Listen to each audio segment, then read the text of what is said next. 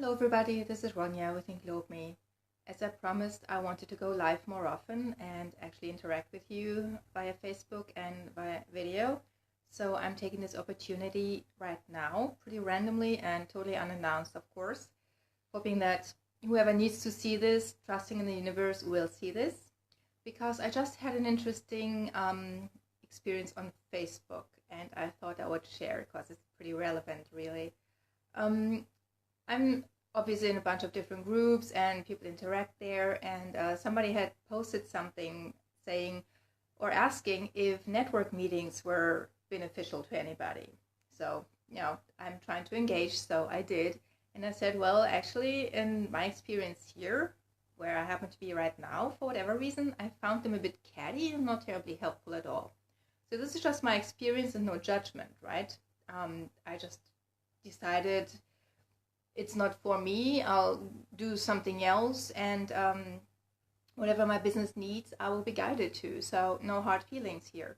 But what I found interesting was that that one of the ladies in that group actually commented and said, "I don't understand what you mean by cattiness. I find that if you go there not expecting business, it is really very lovely and delightful. Unexpected things happen." It's like, yeah, well, that might be true, I was thinking. And then I noticed how I had a choice to either go into being defensive. It's like, well, what the hell? This is my experience. Why would you have a right to even comment on my experience and my feelings that way? And say, well, you shouldn't have felt this way because really, this is how I feel when you do this, that, and the other thing. Or I can choose to not let it bother me.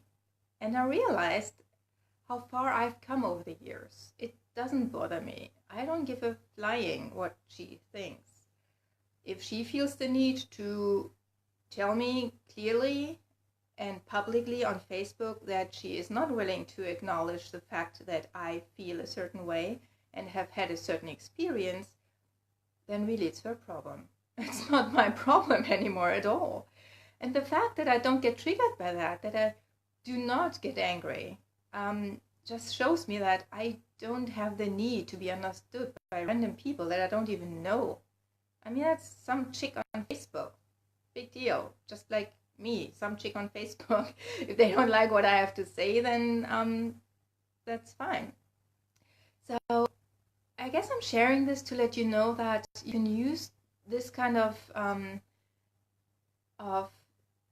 scenario as milestone, as a measuring scale, really, to see what triggers you and what doesn't. Because I remember when I was really, when I was hurting a lot about certain things and hadn't figured out a way how to heal my emotional trauma yet, that these things would trigger me. I was desperate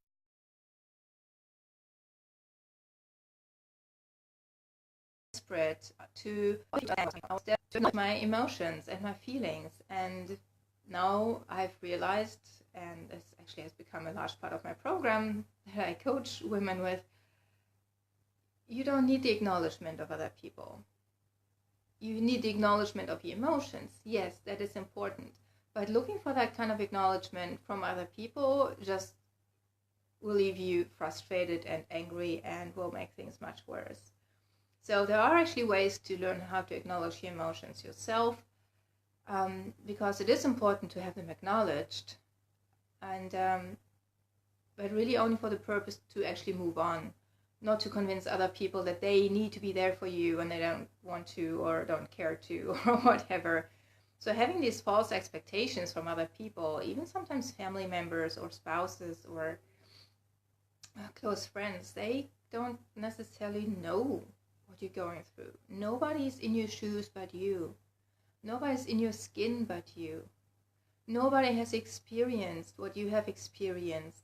Nobody has felt the things that you have felt. Nobody has thought the thoughts that you have thought. So this has obviously shaped your very unique and individual lens through which you view the world and through which you view everything else that happens, which is so different from everybody else's view. So this futile attempt to have other people see your point of view is such a waste of energy. It is amazing how much I've learned over the years that this is really so pointless.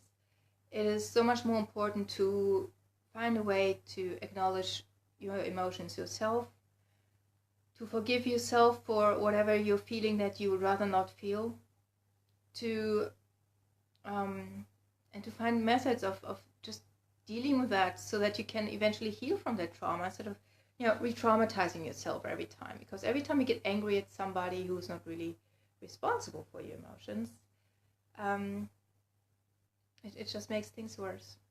So yeah, I just thought, as I said, I wanted to take this opportunity to talk about that and the triggers that we have, or at some point when once we feel, you know, enough, that we don't have anymore. And that's such a beautiful thing, to have people say whatever they want about us, about our view of the world, and it really does not bother us at all. There is no trigger anymore, and that means there's so much healing that's happened, and I would love to share that with you. It's such a great thing. Well, that's all for today. Thanks for watching. Share this video if it was useful, and I'll see you again soon. Namaste.